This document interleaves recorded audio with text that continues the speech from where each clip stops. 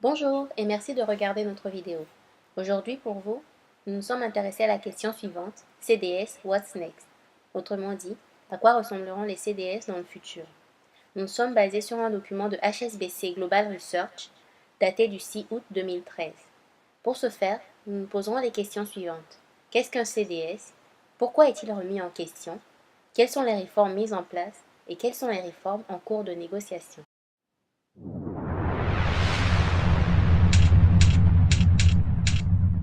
Pour commencer, il est indispensable de définir qu'est-ce qu'un CDS.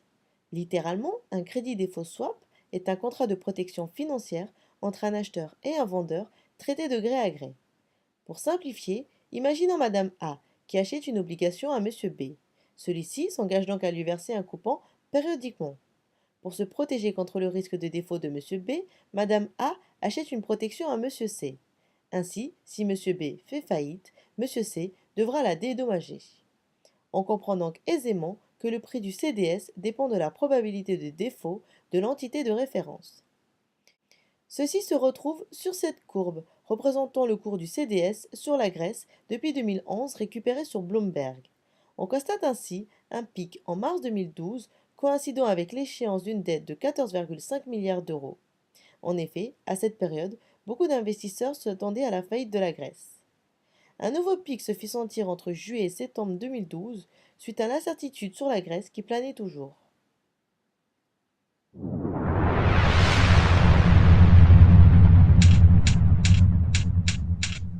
Mais alors, pourquoi est-il remis en question? Imaginons-nous sur un marché avec plusieurs investisseurs et supposons que l'investisseur A entre dans un contrat de CDS avec B, qui à son tour entre dans un contrat de CDS avec C, et ainsi de suite, jusqu'à former une immense toile d'araignée. S'il advenait que l'investisseur E fasse défaut, il ne serait plus en mesure d'honorer ses engagements avec F et D, ni avec aucun autre de ses investisseurs. Et par effet de domino, c'est tout le système qui se retrouverait ainsi contaminé. Ceci correspond au risque systémique inhérent au CDS. C'est d'ailleurs ce qui est arrivé le 15 septembre 2008 avec la chute de Lehman Brothers qui a entraîné la crise des subprimes et affecté l'économie mondiale.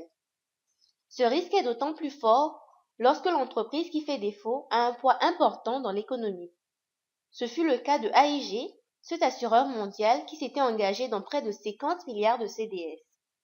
Nous voyons sur cette courbe qu'en septembre 2008, le cours de l'action AIG avait considérablement baissé, entraînant une hausse des prix des CDS. La chute quasi imminente de cet assureur aurait entraîné des conséquences désastreuses pour l'économie mondiale s'il n'avait pas été renfloué par l'État américain.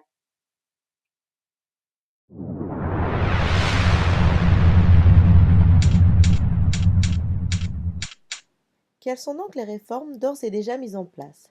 En effet, pour pallier à ces problèmes, un ensemble de mesures connues sous le nom de Big Bang et Small Bang ont été mises en place dès juillet 2009. Rappelez-vous du schéma précédent. Nous avions A qui s'était engagé dans un CDS avec B, qui lui-même s'était engagé dans un CDS avec C, et ainsi de suite, jusqu'à former une immense toile d'araignée. Désormais, une contrepartie centrale joue le rôle d'acheteur et de vendeur entre chaque entité. D'autre part, en cas de défaut de l'une d'elles, le système d'enchères est rendu obligatoire. Tout ceci se déroulant sous l'œil avisé de l'ISDA qui aura pour rôle, entre autres, de déterminer si un événement de crédit a lieu ou pas et quelles obligations doivent être délivrées dans le cas d'une enchère. De plus, pour plus de clarté, chaque trade est enregistré auprès de la DTCC, Depository Trust and Clearing Corporation.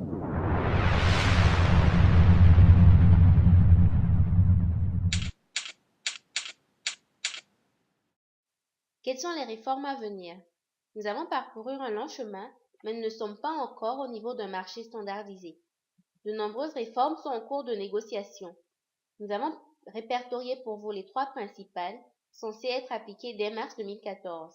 En premier, un bail-in credit pour les institutions financières qui tient lieu de nouvelles politiques de remboursement de la dette en cas d'événement de crédit. Ainsi, la dette sera livrable, quel que soit ce en quoi elle est convertie après l'événement de crédit. Pour les gouvernements, l'ISDA mettra en place une liste d'obligations benchmark qui seront livrables même après leur restructuration. Enfin, pour les CDS subordonnés, portant sur des entreprises d'assurance européennes, les obligations seront livrables même si certaines règles de solvabilité ne sont pas respectées. Notons aussi une taxe de transaction financière de 1 BP sur les instruments financiers que les 11 pays de l'Union européenne entendent mettre en place en 2014. Plusieurs autres changements ont été proposés et ils porteront notamment sur la vente à découvert, les futurs et aussi la livraison des obligations ou prêts après un événement de crédit. Toutes ces réformes ont pour but de faire de notre bon vieux CDS un contrat meilleur que ce qu'il est présentement. Cette vidéo est maintenant terminée. En espérant que vous l'avez appréciée, nous vous en remercions. Celle-ci a été réalisée par Winnie Wilson et Antoine Sanfani, étudiantes à l'ESILV en ingénierie financière, dans le cadre du cours Advanced Fixed Income with Bloomberg.